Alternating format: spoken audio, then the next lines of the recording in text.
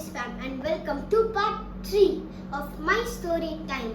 இப்போ என்னன்னா ராஜா வந்து ராணி மயில்பூரியிலேருந்து அனுப்பி இப்போ ராஜா வந்து ஷீல்டு ஸ்வர்டு இப்போ போர்க்காலத்துக்கான வேணும் ட்ரெஸ்ஸெல்லாம் அந்தப்புரத்தில் ரெடி ஆகுறாராம். அவர் வந்து அந்தப்புரத்துலேருந்து இப்போ ரெடி ஆகிட்டு இப்போ அந்தப்புரத்துலேருந்து சண்டைக்கு போகிறாராம். ஆனால் சண்டைக்கு போகும்போது பார்த்தா அவங்களோட நாட்டு மக்கள் வந்து கெட்ட கட்டியங்காரன் ஒரு சைடில் இருக்கிறானா. அதுக்கு ராஜா வந்து ரொம்ப சேட் ஆயிட்டாராம். என்னடா நம்ம நாட்டு மக்களே நமக்கு எதிராக இருக்கிறாங்க அப்படின்னு. அதுக்கப்புறம் போர்க்களம் ஆரம்பிக்கிற விசில் சங்குன்னாங்களா எல்லாரும் இப்போ வந்து கட்டியங்காரன் டீம்லும் இப்போ ராஜாவும் சண்டை போட்டுக்கிட்டாங்களா. ராஜா வந்து ஃபர்ஸ்ட் ரோல இருக்கிறவங்க எல்லாரையும் சாகச்சிட்டு குதிரை வண்டியில வந்து நிறைய பேர் வந்து நின்றாங்களா. ராஜா வந்து அவங்க எல்லாரையும் சாகச்சிட்டு ராஜா வந்து அவங்க எல்லாரும் சாகச்சிட்டாரா.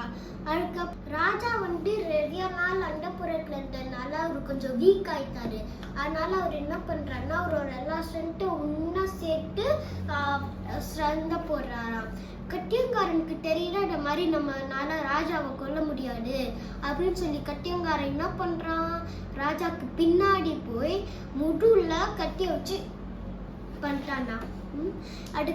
அதுக்கப்புறம் அதனால யமன் வந்து ராஜாக்கு பக்கத்துல நிற்கிறாராம். இப்ப ராஜா என்ன யோசிச்சாருன்னா, இது தம்பியா இருக்க கூடாது கட்டியங்காரன் அப்படின்னு சொல்லி பின்னாடி பார்த்தா கட்டியங்காரன் சிரிச்சு நிற்கிறானா. அதுக்கு ராஜா வந்து ஒரு கோழைதான் முதுகுல வந்து கட்டி குட்டி சாவான் அப்படின்னு சொல்லி ராஜா என்ன பண்றாரு, அந்த கட்டியை எடுத்து கட்டியங்காரனோட ஃபைட் பண்றானா. அதுக்கப்புறம் கட்டியங்காரன் ராஜாக்கு முன்னாடி அப்படியே கட்டி வச்சு குத்திட்டானா. அதுக்கப்புறம் ராஜா வந்து அப்படியே செத்துட்டாரான். வந்து யமன் வந்து பல்லக்கு முட்டு டைமண்ட் வச்சு ராஜா வந்து அந்த பல்லக்குல உட்கார வைக்கிறாராம். ராஜா வந்து யமனை வந்து உட்கார வச்சுட்டு ராஜாவோட உயிரை அப்படியே எட்டு போறாராம். போற வழியில யமனே சேட் ஆயிட்டாரா. என்னடா இப்படி ஒரு ராஜா செத்துட்டாரு நம்பிக்கை துரோகத்துல. அதுக்கு யமன் சொல்றாராம், இந்த மாதிரி ஒரு நாட்டு அடிய போடுன்னா அது நம்பிக்கை துரோகனாலடா அப்படின்னு யோசிச்சுன்னே போறாராம். அப்ப வந்து கட்டியங்காரன் வந்து சிரிச்சிங்கன்னே வெற்றி சங்கம் ஊட சொன்னானா. அதுக்கு அவங்களும் ஊடுனாங்களா. அதே நேரம் ஐயோ ராஜா நீங்க செத்துட்டீங்களே அப்படின்னு சொல்லி அழுற சட்டம் கேட்டுச்சான். ராணி வந்து கன்ஃபார்ம் பண்ணிட்டாங்களா இத மாதிரி ராஜாடா செத்தாங்க அப்படின்னு சொல்லி அவங்களுக்கு என்ன பண்ணோன்னே தெரியலையா. ஐயோ நம்மளோட அம்பா இருந்த புருஷன் செத்துட்டாரே இப்ப என்ன பண்ண போறோம் அப்படின்னு அப்படியே நம்மளோட குழந்தை வயிற்றுல இருக்கிற குழந்தைய என்ன பண்ண போறோம் அப்படின்னு ராணி அழுதுன்னே மயக்க போட்டு கீழே வந்துட்டாங்களாம். அவங்க ஆப்ரேட் பண்ண மண்டனால ஒரு அடர்ந்த காடு, அந்த காடுல ஒரு சுடுகாடுல லேண்ட் ஆயிடுச்சான்.